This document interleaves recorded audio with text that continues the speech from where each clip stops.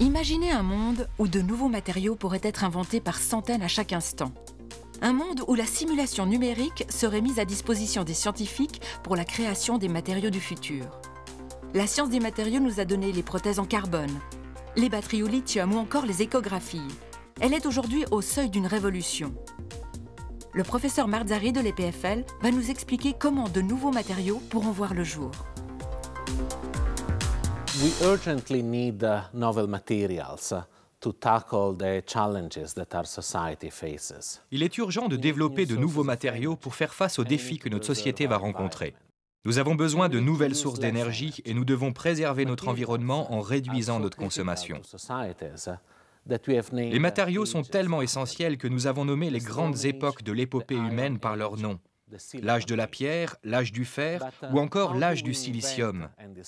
Mais comment faire pour inventer et découvrir de nouveaux matériaux? Aujourd'hui, nous savons prédire leurs propriétés grâce à des simulations sur ordinateur et en résolvant les équations fondamentales de la mécanique quantique qui gouvernent la matière dans son ensemble. Pour la première fois dans l'histoire, nous avons un instrument efficace pour accélérer le développement de matériaux, en faisant nos essais non plus dans un laboratoire, mais grâce à un superordinateur. Not in a laboratory, but inside a supercomputer. C'est à Lugano que Thomas Schultes, le directeur du centre qui héberge l'ordinateur le plus puissant d'Europe, nous explique pourquoi ces super-ordinateurs deviennent incontournables pour la découverte des matériaux du futur. Bienvenue au centre suisse de calcul scientifique à Lugano, où se trouve le superordinateur Piz-Daint, actuellement l'ordinateur le plus performant d'Europe.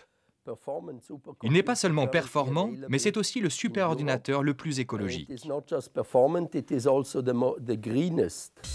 Ce superordinateur bénéficie d'un système de refroidissement propre en utilisant les eaux du lac de Lugano, sans atteinte à l'environnement.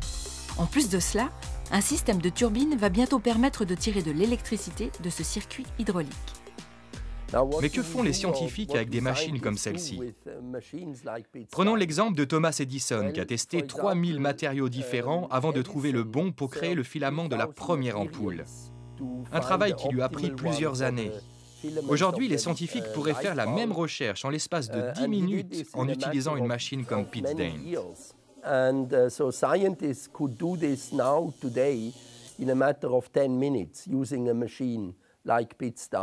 Pour créer de nouveaux matériaux, des scientifiques ont décidé de partager ouvertement leurs données pour que chacun puisse bénéficier des nouvelles découvertes.